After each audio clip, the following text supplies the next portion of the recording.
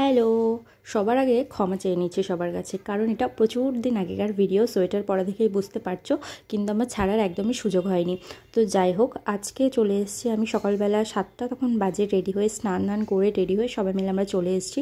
তো এই পাইলিটাকে নিয়ে এসেছি সাথে করে, আর সাথে আছে মা আর দিদি। দেখতেই পাচ্ছ কতটা ঠান্ডা ছিল, কিন্তু আমরা কোথায় যাচ্ছি বলো তো এত ঠান্ডায়? শপিংয়ে যাচ্ছি। তো গঙ্গা পার হয়ে শপিংয়ে অনেকেই ভাবতে পারো যে আমাদের বাড়ি তো মদনপুর, মানে কল্যাণীর আগে স্টেশন, তো কল্যাণী কাঁচরাপাড়া কলকাতা ছেড়ে আমরা কেন কালীপুর গঙ্গা পার হয়ে কোথায় যাচ্ছি?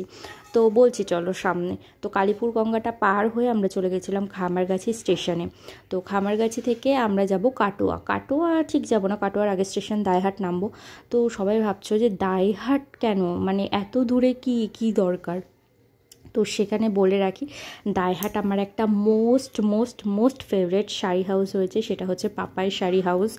এখান থেকে অনলাইন শপিং করার পর আমি তো পুরো প্রেমে পড়ে গেছি। শাড়ির কোয়ালিটি এতটাই ভালো যে আমার পরে এত মজা লেগেছে যে আমি পুরো সোজা 7 সমুদ্র 13 নদী পার করে একদম দোকানে চলে গেছি। আর এখানে আমরা বেনারসি দেখছিলাম যে কে কোনটা নেবে বিয়েতে পরার জন্য।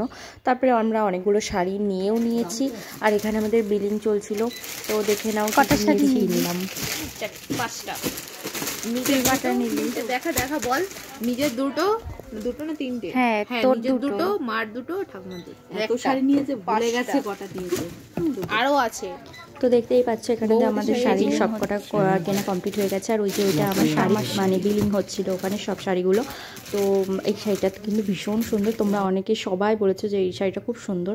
যাই হোক, আমরা তারপরে চলে গেছিলাম কাটোয়া, সেখান থেকে ব্যাক করেছিলাম ট্রেন ধরে নৈহাটি, থেকে আবার ট্রেন ধরে মদনপুর। তো এই ছিল আজকের ছোট্ট ব্লগ। কেমন লাগলো জানিও। আজকের মতো এখানেই শেষ করছি, দেখা হচ্ছে পরের মিনি ব্লগে।